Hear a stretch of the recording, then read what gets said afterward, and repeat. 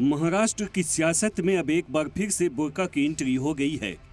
BJP leader और महाराष्ट्र हुकूमत के वजीर नीतीश राणे ने महाराष्ट्र बोर्ड की 10वीं और 12वीं के इम्तिहान के दौरान बुर्का पहनने पर पाबंदी लगाने की मांग की है, जिसके लिए नीतीश राणे ने महाराष्ट्र के एजुकेशन मिनिस्टर दादा भुसे को खत लिखा है।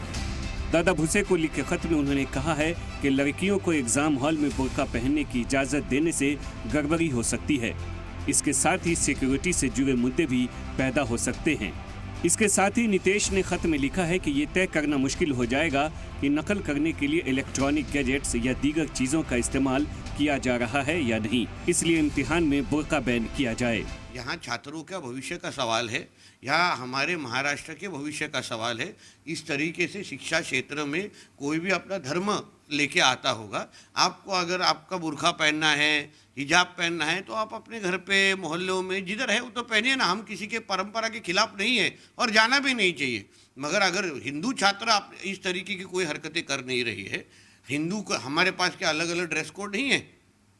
ऐसा अलग अलग सब अपने अपना ड्रेस कोड पहन के अगर अपने एग्जाम में बैठने आएंगे तो फिर चलेगा? नीतीश राणे के इस बयान पर सियासी वार पलटवार शुरू हो चुका है। एसपी के एमएलए अबू आसिम आजमी और कांग्रेस लीडर विजय वट्टीदेवार ने नीतीश राणे के इस बयान पर बीजेपी पर निशाना साधा है। इस्लाम में बुर्का लाजिम है। कुरान शरीफ में लिखा हुआ है कि जब औरतें घर से निकलें तो सर से पैर तक अपने बदन को ढांक लें। अब इस तरह की जो है नफरत वाली बातें करके हिंदू और मुसलमान को अलग करने वाली बातें रोज़ाना बीजेपी जो है एक नई चीज़ नहीं निकाल रही है कि स्कूल में बच्चियां जब एग्ज़ाम देने जाएंगी तो सिक्योरिटी को थ्रेट है, इसलिए उनको बुर्के में अलाउ नहीं होना चाहिए। मेरा कहना है कि सिख भाइयों को पगड़ी है, क्रिश्चियन भाइयों को बड़ा कपड़ा पहनना पड़ता है बदन पे। इस तरह से हर लोग अपने अपने धर्म पे चलते हैं।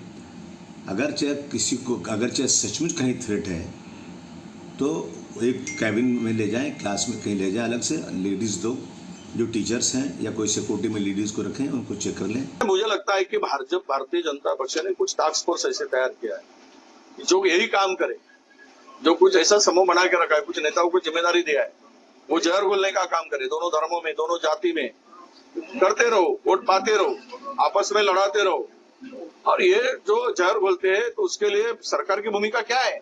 इस तरह दो धर्मों में झगड़ा लगाने का काम, इस तरह किसी धर्म के बारे में खिलाफ में बात करते हो।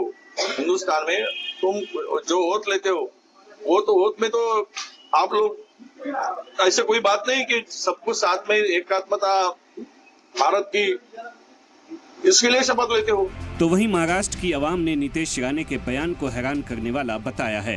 कोई कहावत आती है, नई बोतल में पुराना डर्रा। लगता है वो स्कूल कॉलेज गए नहीं है, कभी उन्होंने एसएससी का बोर्ड एग्जाम दिया नहीं है। मतलब मैं वर्ड यूज़ कर रहा हूँ, एसएससी का बोर्ड एग्जाम नहीं दिया है। उसकी वजह यूँ कि जब बच्चा स्कूल के अंदर एंट्री लेता है तो उसके साथ में उसकी हॉल टिकट होती है, हॉल टिकट गेट पर चेक होती है, चेक होने के बाद में फिर बच्चा अंदर एंट्री लेता है। तो मेरा कहने का मतलब ये है कि जब बच्चियाँ हमारी बेटियाँ स्कूल कॉलेज के अंदर जब एंट्री लेती हैं हॉल टिकट के साथ में, अंदर जाके उनका कॉमन रूम होता है, उनके अंदर अपना जो बुर्का होता है उसको निकाल देती है। निकालने के बाद में फिर वो अपने एग्जाम हॉल की तरफ आगे बढ़ती है। हालांकि नीतीश राणे के इस खत पर दादा भुसे की मिनिस्ट्री से कोई जवाब नहीं दिया गया है, लेकिन माना जा रहा है कि अगर एजुकेशन डिपार्टमेंट ऐसा करता है तो तनाज़ा शुरू हो सकता है। ब्यूरो रिपोर्ट, सलाम टीवी।